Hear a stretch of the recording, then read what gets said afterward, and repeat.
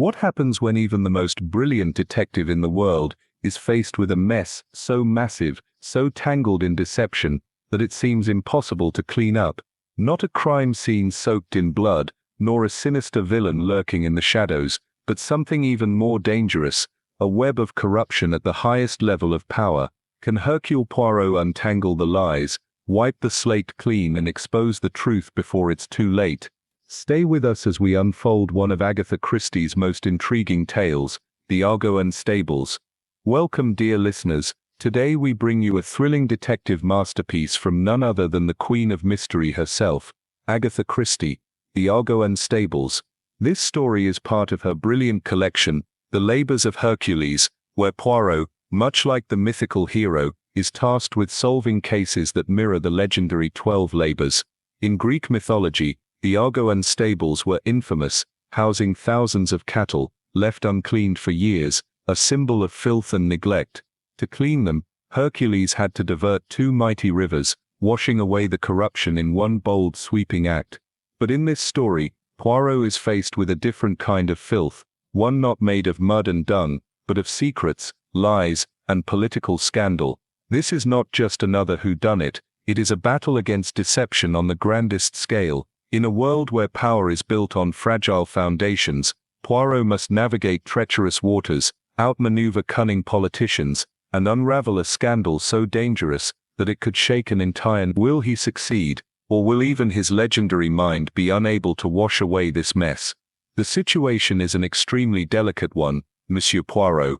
The words were spoken with the gravity of a man burdened by more than just his official duty. Sir George Conway, a senior political figure, sat stiffly, his hands clasped together, his expression carefully controlled.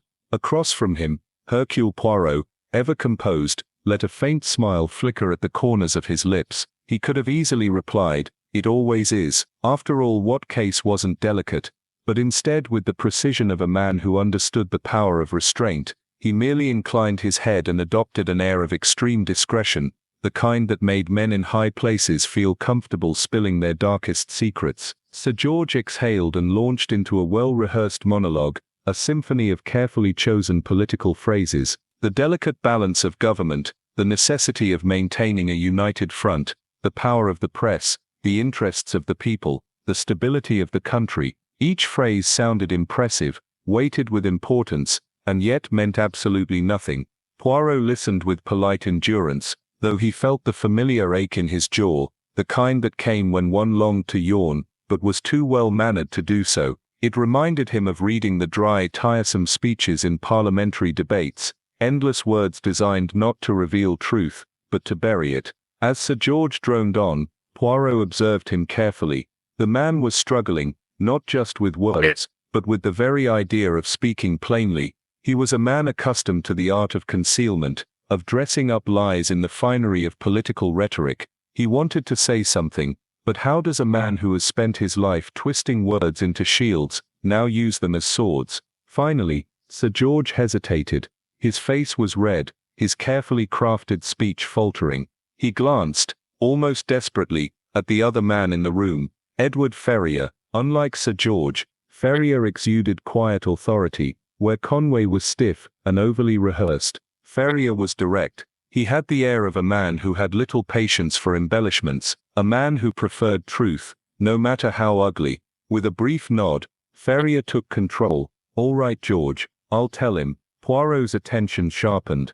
This was the moment. Whatever tangled mess they had been skirting around, Ferrier was about to lay it bare, and Poirot, with his mind as sharp as a scalpel, was ready to dissect the truth.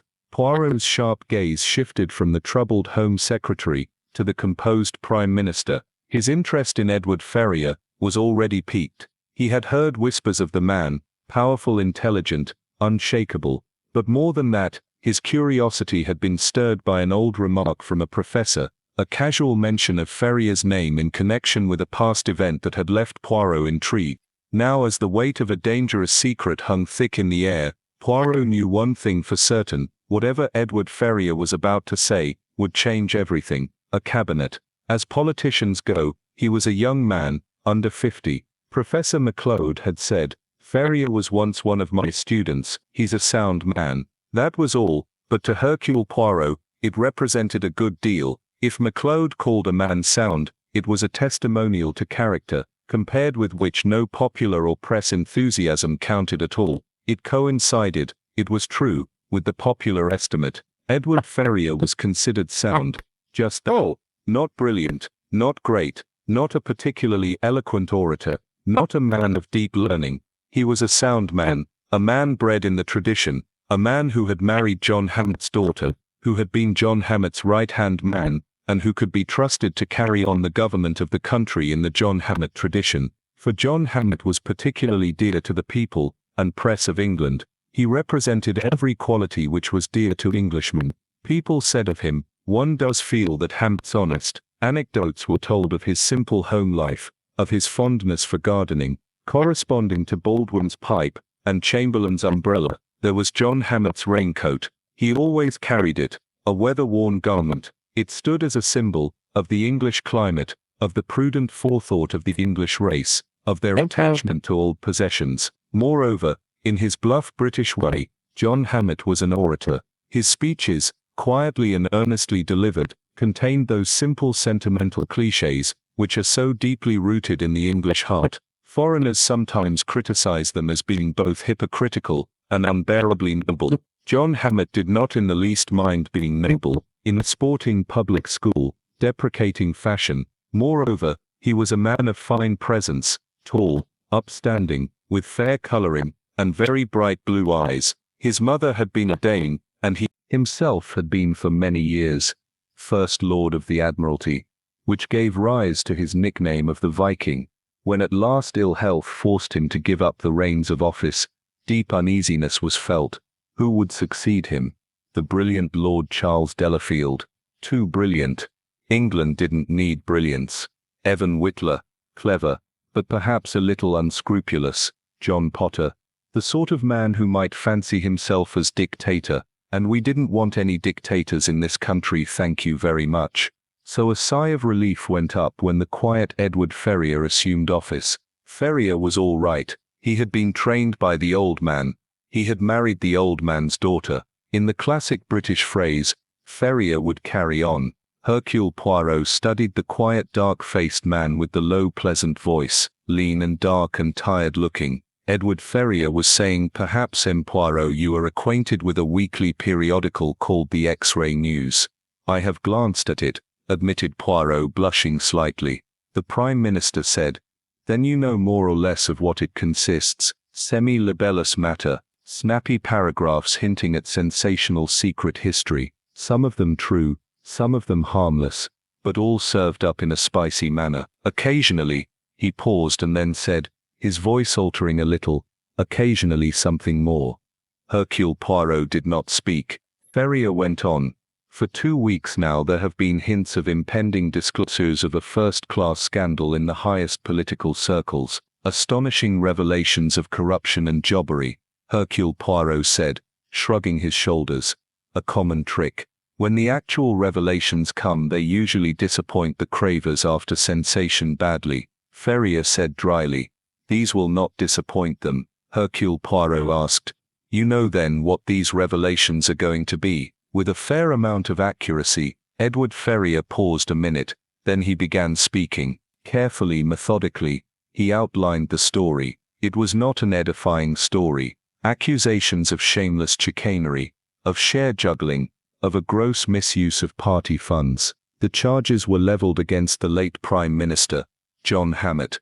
They showed him to be a dishonest rascal, a gigantic confidence trickster, who had used his position to amass for himself a vast private fortune. The Prime Minister's quiet voice stopped at last. The Home Secretary groaned. He spluttered out, "It's monstrous. Monstrous. This fellow Perry, who edits the rag, ought to be shot." Hercule Poirot said, "These so-called revelations are to appear in the X-Ray News." "Yes. What steps do you propose to take about them?" Ferrier said slowly. "They constitute a private attack on John Hammett. It is open to him to sue the paper for libel." "Will he do that?" "No." "Why not?" Ferrier said. "It is probable that there is nothing the X-Ray News would like better. The publicity given them would be enormous. Their defense would be fair comment. and that the statements complained of were true, the whole business would be exhaustively held up to view in a blaze of limelight. Still, if the case went against them, the damages would be extremely heavy. Ferrier said slowly. It might not go against them. Why? Sir George said primly. I really think that... But Edward Ferrier was already speaking. Because what they intend to print is the truth. A groan burst from Sir George Conway. Outraged at such unparliamentary frankness, he cried out, Edward, my dear fellow, we don't admit surely. The ghost of a smile passed over Edward Ferrier's tired face. He said, unfortunately, George, there are times when the stark truth has got to be told. This is one of them. Sir George exclaimed. You understand him, Poirot. All this is strictly in confidence, not one word. Ferrier interrupted him. He said, Poirot understands that. He went on slowly. What he may not understand is this. The whole future of the People's Party is at stake. John Hammett, Poirot, was the People's Party. He stood for what it represents to the people of England. He stood for decency and honesty. No one has ever thought us brilliant.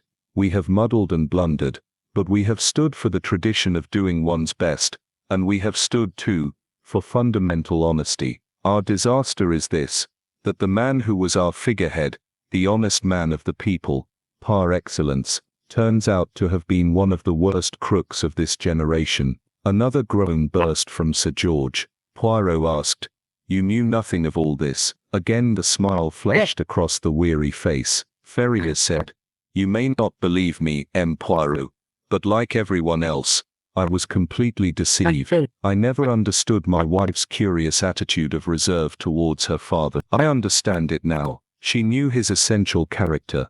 He paused and then said, When the truth began to leak out, I was horrified, incredulous. We insisted on my father-in-law's resignation on the grounds of ill health, and we set to work to clean up the mess, shall I say. Sir George groaned.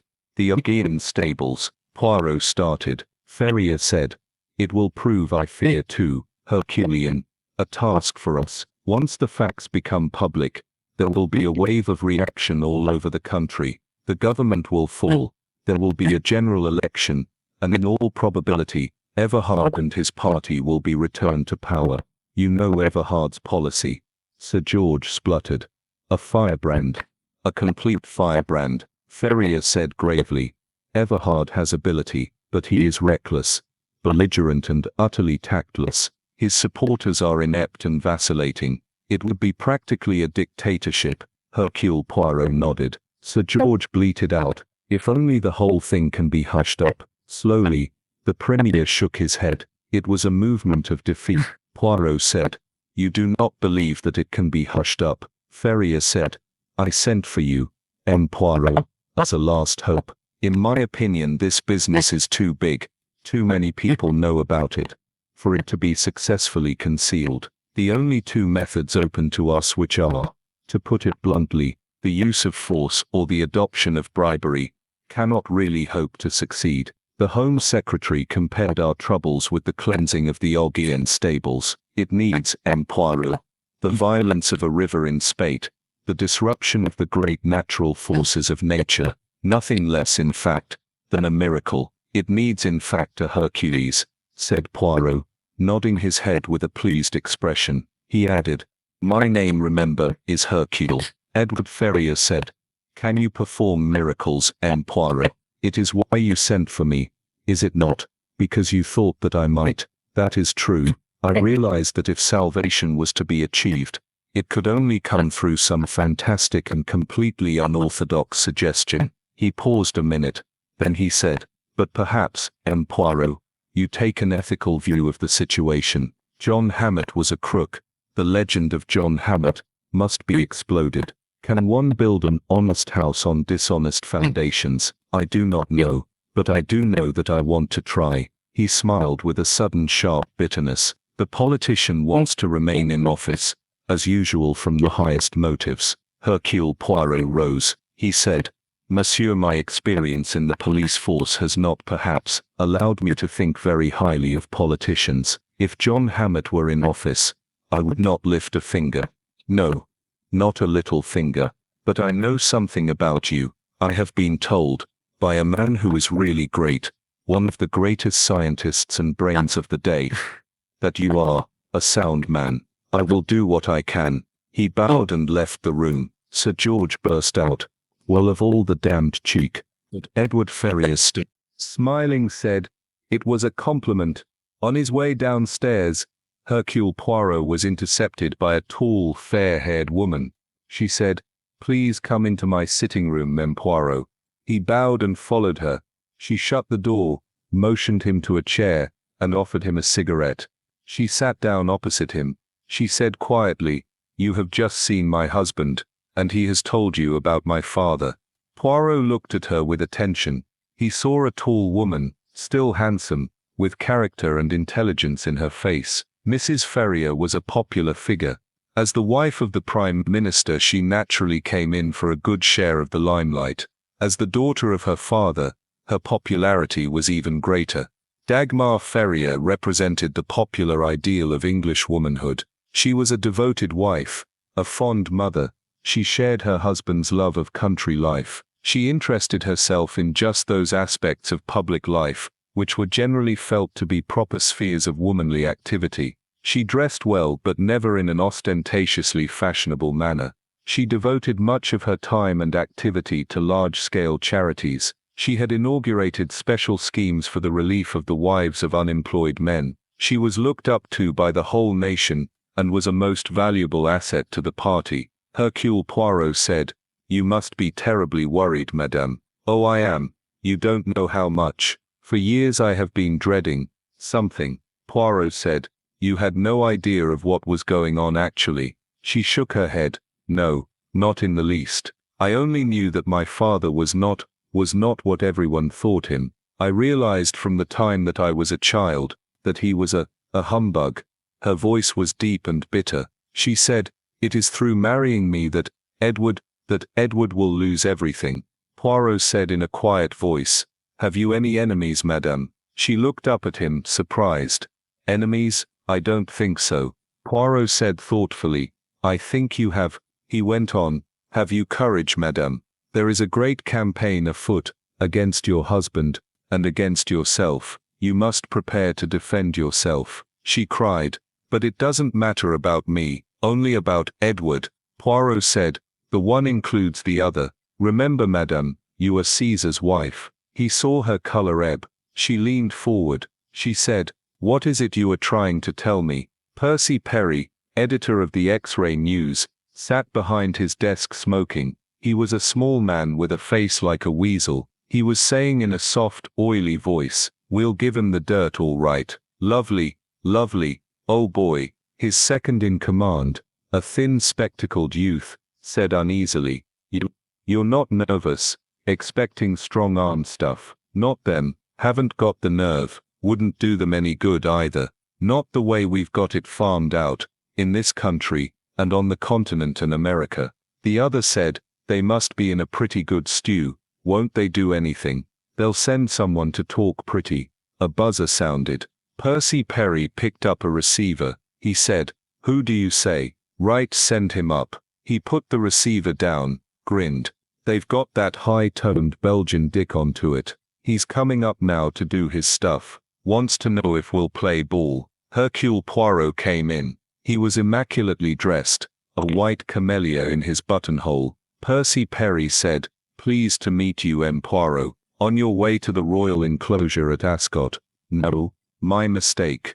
Hercule Poirot said, "I am flattered. One hopes to present a good appearance. It is even more important." His eyes roamed innocently over the editor's face and somewhat slovenly attire. "When one has few natural advantages," Perry said shortly, "what do you want to see me about?" Poirot leaned forward, tapped him on the knee, and said with a beaming smile, "Blackmail." "What the devil do you mean, blackmail?" "I have heard, the little bird has told me, that on occasions you have been on the point of publishing certain very damaging statements in your so spiritual paper.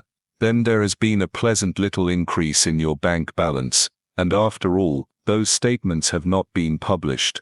Poirot leaned back and nodded his head in a satisfied sort of way. "Do you realize that what you're suggesting amounts to slander?" Poirot smiled confidently. I am sure you will not take offense. I do take offense. As to blackmail, there is no evidence of my ever having blackmailed anybody. No, I am quite sure of that. You misunderstand me. I was not threatening you. I was leading up to a simple question. How much? I don't know what you're talking about, said Percy Perry. A matter of national importance, Perry.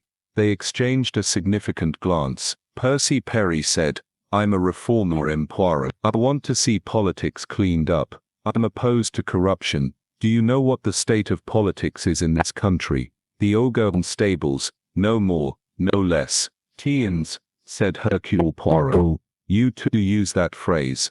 And what is needed, went on the editor, to cleanse those stables, is the great purifying flood of public opinion. Hercule Poirot got up. He said, I applaud your sentiments. He added, it is a pity that you do not feel in need of money. Percy Perry said hurriedly, here, wait a sec. I didn't say that exactly. But Hercule Poirot had gone through the door. His excuse for later events is that he does not like blackmailers. Everett Dashwood, the cheery young man on the staff of the branch, clapped Hercule Poirot affectionately on the back. He said, there's dirt and dirt, my boy. My dirt's clean dirt. That's all. I was not suggesting that you were on a par with Percy Perry. Damned little bloodsucker. He's a blot on our profession. We'd all down him if we could. It happens, said Hercule Poirot, that I am engaged at the moment on a little matter of clearing up a political scandal. Cleaning out the Augean Stables, eh? Said Dashwood. Too much for you, my boy. Only hope is to divert the Thames and wash away the Houses of Parliament. You are cynical, said Hercule Poirot, shaking his head. I know the world, that's all. Poirot said, you, I think, are just the man I seek. You have a reckless disposition. You are the good sport. You like something that is out of the usual, and granting all that, I have a little skit to put into action. If my ideas are right, there is a sensational plot to unmask. That, my friend, shall be a scoop for your paper. Can do, said Dashwood, cheerfully. It will concern a scurrilous plot against a woman. Better and better. Sex stuff always goes. Then sit down and listen. People were talking the goose and feathers at Little Wimplington. Well, I don't believe it. John Hammett, he was always an honest man. He wasn't like some of these political. That's what they say about all swindlers before they're found out. Thousands they say he made, out of that Palestine oil business. Just a crook deal, it was. Whole lot of 'em tarred with the same brush. Dirty crooks, every one of 'em. You wouldn't find Everhard doing that. He's one of the old school. But I can't believe as John Hammett was a wrong 'un. You can't believe all these papers say. Ferrier's wife was his daughter. Have you seen what it says about her? They pored over a much-thumped copy of the X-ray news. Caesar's wife. We hear that a certain highly placed political lady was seen in very strange surroundings the other day, complete with her gigolo. Oh, Dagmar, Dagmar, how could you be so naughty? A rustic voice said slowly, Mrs. Ferrier's not that kind. Gigolo, that's one of these Dago skunks. Another voice said, you never can tell with women. The whole bunch of 'em wrong uns if you ask me. People were talking. But darling, I believe it's absolutely true. Naomi had it from Paul, and he had it from Andy. She's absolutely depraved, but she was always so terribly dowdy and proper and opening bazaars. Just camouflage, darling. They say she's a nymphomaniac. Well, I mean, it's all in the X-ray news. Oh, not right out, but you can read between the lines. I don't know how they get hold of these things. What do you think of all this political scandal touch? They say her father embezzled the party funds. People were talking. I don't like to think of it, and that's a fact, Mrs. Rogers. I mean, I always thought Mrs. Ferrier was a really nice woman. Do you think all these awful things are true? As I say, I don't like to think it of her. Why, she opened a bazaar in Pelchester only last June. I was as near to her as I am to that sofa, and she had such a pleasant smile. Yes, but what I say is there's no smoke without fire. Well, of course that's true. Oh dear, it seems as though you can't believe in anyone. Edward Ferrier, his face white and strained, said to Poirot, These attacks on my wife. They're scurrilous. Absolutely scurrilous. I'm bringing an action against that vile rag. Hercule Poirot said, I do not advise you to do so. But these damned lies have got to be stopped. Are you sure they are lies? God damn you. Yes. Poirot said, his head held a little on one side. What does your wife say? For a moment Ferrier looked taken aback. She says it is best to take no notice, but I can't do that. Everybody is talking. Hercule Poirot said, yes, everybody is talking. And then came the small bald announcement in all the papers. Mrs. Ferrier has had a slight nervous breakdown. She has gone to Scotland to recuperate. Conjectures, rumours, positive information that Mrs. Ferrier was not in Scotland, had never been to Scotland. Stories, scandalous stories, of where Mrs. Ferrier really was. And again people talking. I tell you Andy saw her. At that frightful place. She was drunk or detoned. With an awful Argentine gigolo, Ramon. You know, more talking. Mrs. Ferrier had gone off with an Argentine dancer. She had been seen in Paris, doped. She had been taking drugs for years.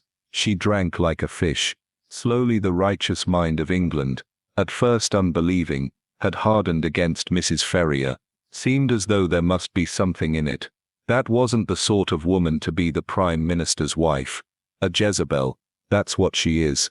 Nothing better than a Jezebel. And then came the camera records. Mrs. Ferrier, photographed in Paris, lying back in a nightclub, her arm twined familiarly over the shoulder of a dark olive-skinned vicious-looking young man. Other snapshots, half naked on a beach, her head on the lounge lizard's shoulder, and underneath, Mrs. Ferrier has a good time. 2 days later an action for libel was brought against the X-Ray News. The case for the prosecution was owned by Sir Mortimer Inglewood, K.C. He was dignified and full of righteous indignation. Mrs. Ferrier was the victim of an infamous plot. A plot only to be equaled by the famous case of the Queen's necklace familiar to readers of Alexandre Dumas. That plot had been engineered to lower Queen Marie Antoinette in the eyes of the populace. This plot, also, had been engineered to discredit a noble and virtuous lady, who was in this country in the position of Caesar's wife. Sir Mortimer spoke with bitter disparagement of fascists and communists, both of whom sought to undermine democracy by every unfair machination known. He then proceeded to call witnesses. The first was the Bishop of Northumbria, Dr. Henderson. The Bishop of Northumbria was one of the best-known figures in the English Church, a man of great saintliness and integrity of character. He was broad-minded, tolerant and a fine preacher.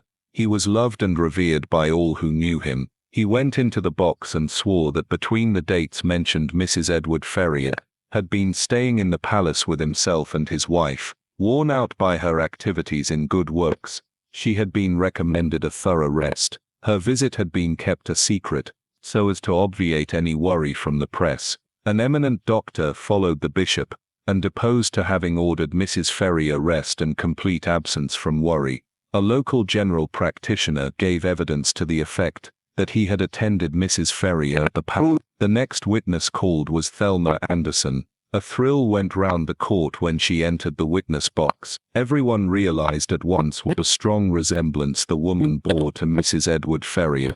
Your name's Thelma Anderson. Yes. You are a Danish subject. Yes. Copenhagen is my home. And you formerly worked at a cafe there. Yes, sir. Please tell us in your own words what happened on the 18th of March last. There is a gentleman who comes to my table there. An English gentleman. He tells me he works for an English paper, the X-Ray News. You are sure he mentioned that name? X-Ray News. Yes, I am sure. Because you see, I think at first it must be a medical paper. But no, it seems not so. Then he tells me there is an English film actress who wants to find a stand-in, and that I am just the type. I do not go to the pictures much, and I do not recognize the name he says. But he tells me, yes, she is very famous, and that she has not been well, and so she wants someone to appear as her in public places, and for that she will pay very much money. How much money did this gentleman offer you? £500 in English money. I do not at first believe. I think it is some trick, but he pays me at once half the money, so then, I give in my notice where I work." The tale went on. She had been taken to Paris, supplied with smart clothes, and had been provided with an escort, a very nice Argentinian gentleman, very respectful, very polite. It was clear that the woman had thoroughly enjoyed herself. She had flown over to London, and been taken there to certain nightclubs by her olive-skinned cavalier. She had been photographed in Paris with him. Some of the places to which she had gone were not, she admitted, quite nice. Indeed, they were not respectable, and some of the photographs taken, they too, had not been very nice. But these things, they had told her, were necessary for advertisement, and Senor Ramon himself had always been most respectful. In answer to questioning, she declared that the name of Mrs. Ferrier had never been mentioned, and that she had had no idea that it was that lady she was supposed to be understudying. She had meant no harm. She identified certain photographs which were shown to her as having been taken of her in Paris and on the Riviera. There was the hallmark of absolute honesty about Thelma Anderson. She was quite clearly a pleasant but slightly stupid woman. Her distress at the whole thing, now that she understood it, was patent to everyone. The defense was unconvincing. A frenzied denial of having any dealings with the woman Anderson. The photos in question had been brought to the London office, and had been believed to be genuine. Sir Mortimer's closing speech roused enthusiasm. He described the whole thing as a dastardly political plot, formed to discredit the Prime Minister and his wife. All sympathy would be extended to the unfortunate Mrs. Ferrier. The verdict, a foregone conclusion, was given amidst unparalleled scenes. Damages were assessed at an enormous figure. As Mrs. Ferrier and her husband and father left the court, they were greeted by the appreciative roars of a vast crowd. Edward Ferrier grasped Poirot warmly by the hand. He said, "I thank you, M. Poirot, 1,000 times. Well, that finishes the X-ray news. Dirty little rag, though worked out completely, serves them right for cooking up such a scurrilous plot. Against Dagmar too, the kindliest creature in the world." Edward Ferrier exhaled sharply, running a hand through his disheveled hair. He still couldn't quite believe it was over. The entire scheme, so intricately constructed, so dangerously poised, had collapsed like a house of cards. And it was all thanks to this infuriatingly calm little Belgian. "Thank goodness you managed to expose the whole thing for the wicked sham it was," Ferrier muttered, shaking his head. His voice was laced with both gratitude and lingering disbelief. "But tell me, Poirot, what put you on to the idea that they might be using a double?" Poirot, seated with his fingertips lightly pressed together, allowed himself a small knowing smile. "Ah, mon ami," he said, his voice rich with satisfaction. "It is not a new idea, you know. History repeats itself, always. It was used most successfully in the case of Jeanne de la Motte, who impersonated Queen Marie Antoinette herself." Ferrier's brows shot up. Jeanne de la Motte, the Queen's necklace scandal. He let out a low whistle. "I must reread that case. But still, how on earth did you actually find the woman they were using?" Poirot leaned back slightly. "I looked for her in Denmark," he said simply. "Denmark?" Ferrier repeated, confused. "Why Denmark?" Poirot allowed the question to linger for a moment, before answering, savoring the revelation to come. "Because, mon cher Ferrier, your wife's grandmother was Danish, and your wife herself, Mrs. Dagmar Ferrier, is a striking example of the Danish type." He raised a finger. It was logical to assume that if they needed a convincing double, they would look for someone with a similar Nordic appearance. And there were other signs. Ferrier's expression darkened. He stared at Poirot, as though seeing him for the first time. "The resemblance is uncanny," he admitted. His voice dropped into a dangerous register. "What a devilish idea. I wonder how that little rat came up with it in the first place." Poirot chuckled softly, a glimmer of amusement in his eyes. "Ah, but he did not." Ferrier frowned. "What?" Poirot tapped his own chest lightly. "I thought of it." Silence filled the room for a beat. Ferrier's expression turned to one of stunned disbelief. "I don't understand. What are you saying?" Poirot adjusted the cuffs of his sleeves and leaned forward. His voice took on the weight of a storyteller, revealing the final inevitable twist. Let us go back further than the Queen's necklace, mon ami. Let us return to the legend of Hercules himself, and to the cleaning of the Augean Stables. Ferrier inhaled sharply, recognizing the reference. What did Hercules use to cleanse the filth of the stables? He used a river, one of the great, undeniable forces of nature. And so I thought, what is the great force of nature in our time? Sex, Poirot declared, matter-of-factly. Sex, my dear Ferrier, is what sells stories. It is what makes the headlines. It is what the people hunger for far more than political fraud or governmental corruption. Ferrier's face paled as he realized where this was going. And so, Poirot continued, his voice unwavering, I set my own hands into the mud, just as Hercules did. I built a dam, and turned the river's course in the direction I needed it to go. With the help of a certain friend in the press, I arranged for our Danish double to be discovered. A whisper here, a hint there, until the scandal took on a life of its own. Ferrier could hardly believe what he was hearing. His wife's name, his wife had been thrown into the eye of a scandalous storm, all orchestrated by this master manipulator. His hands clenched into fists. And what was the result of all this, Poirot? He asked coldly, his voice dangerously low. Poirot's eyes gleamed. Why, reaction, of course. The public, mon cher, is most predictable. Once the scandal reached its peak, once the storm had reached its full fury, the tide shifted. Virtue was vindicated. Innocence was restored. Your wife, the loyal, devoted, wronged woman, became a national symbol of purity. And as for the political scandal, washed away in the flood, lost beneath the tide of sympathy and sentiment, Ferrier breathed heavily, his entire body stiff with anger. My wife. His voice cracked. You used my wife for this. For the first time in his career, Hercule Poirot sensed he was in real danger of being punched in the face. But before Ferrier could explode, the door swung open. Dagmar Ferrier stepped inside, her presence instantly shifting the tension in the room. She was composed, graceful as always, a picture of calm intelligence. Her gaze flickered between the two men, and she let out a soft, knowing sigh. Well, she said lightly, brushing an invisible speck off her sleeve. That went off rather well, don't you think? Ferrier turned sharply to face her, his face etched with a mix of shock and betrayal. Dagmar, did you know about all this? She smiled at him, the same warm, affectionate smile she had always worn. Of course, dear, she said simply. You knew. Ferrier's voice was a strangled whisper. And you never told me. Dagmar tilted her head slightly, a trace of amusement dancing in her eyes. Edward, you would never have let Poirot go through with it. You're damn right I wouldn't have.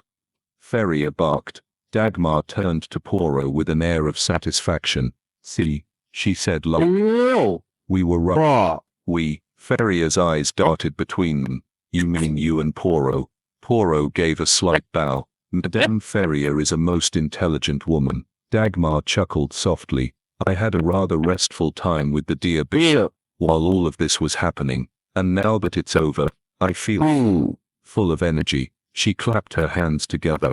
Oh, and Edward, they've asked me to christen the new battleship at Liverpool next month. I think it will be rather popular, don't you? Ferrier stared at her, utterly speechless. Poirot meanwhile allowed himself a final triumphant smile. The Augean Stables had been cleansed, and Hercule Poirot, once again, had left the world a little tidier than before.